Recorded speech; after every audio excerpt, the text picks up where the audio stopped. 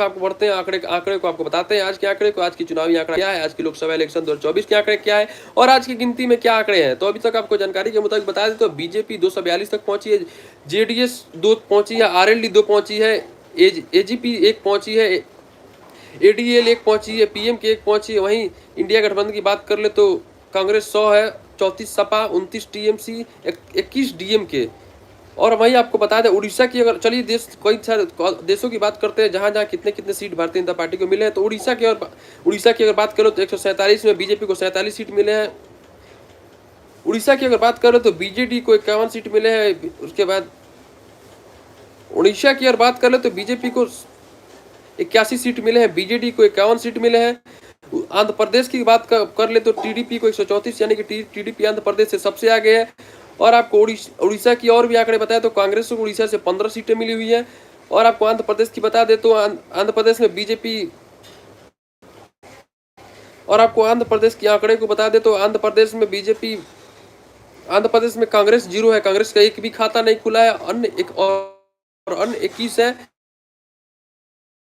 और आपको बताएं तो वाईएसआरसीपी का भी खाता खुल चुका है और वाईएसआरसीपी भी आंध्र प्रदेश में काफ़ी अच्छी बहुमत है। और आपको अभी तक के आंकड़े बताए तो फिर से बता दें, एक बार और रिमाइंड कर दे आपको आंकड़े। तो एक बार बीजेपी ने के 242, जेडीएस के 2, आरएलडी के 2, जेएसपी के 2, हम के 1, एसीपी के, एजीपी के 1 और एडीएल के 1 और एनसीपी की 1। और आपको इंडिया गठबंधन की ओर बात करें तो कांग्रेस के 99, 34 सपा, 29 टीएमसी, 22 डीएमके और 10 अन्य। और आपको बता दें जानकारी के मुताबिक, तो चलिए बिहार की ओर अगर बढ़ ले तो बिहार की ओर बात करें तो बिहार में इस बार, मैंने पहले भी अपने वीडियो के माध्यम से कहा था कि इस बार बिहार में बीजेपी को कई सारे सीटों के आंकड़े में नुकसान भी हो सकता है, ऐसा मैंने प्रेडिक्शन जताया था।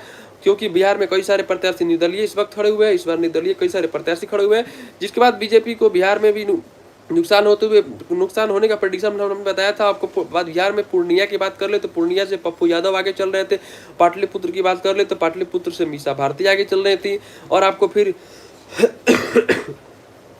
और आपको पाटलिपुत्र की बात करें तो पाटलिपुत्र से मीसा भारती आगे चल रही थी। और लेकिन वही लालू की 2 पुत्र, यानी कि दोनों बेटियां इस बार लोकसभा इलेक्शन 2024 में खड़ी हुई थी। तो मीसा भारती तो पाटलिपुत्र से आगे चल ही रही थी, लेकिन रोहिणी आचार्य इस बार कुछ खास कर नहीं पाई। रोहिणी आचार्य को पीछे चल रही है, रोहिणी आचार्य कुछ खास वोट नहीं मिला है।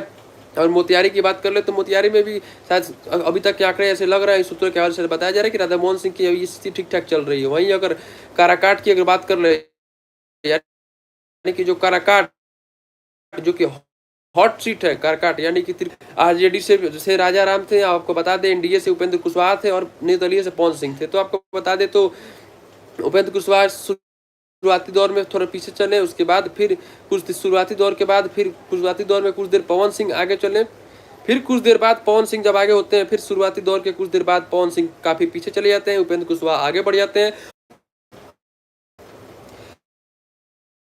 माफी चाहूंगा, थोड़ी नेटवर्क की डिस्टर्ब के कारण होने के कारण आप लोगों को दिक्कत हो रही होगी आंकड़े देखने में। लाइव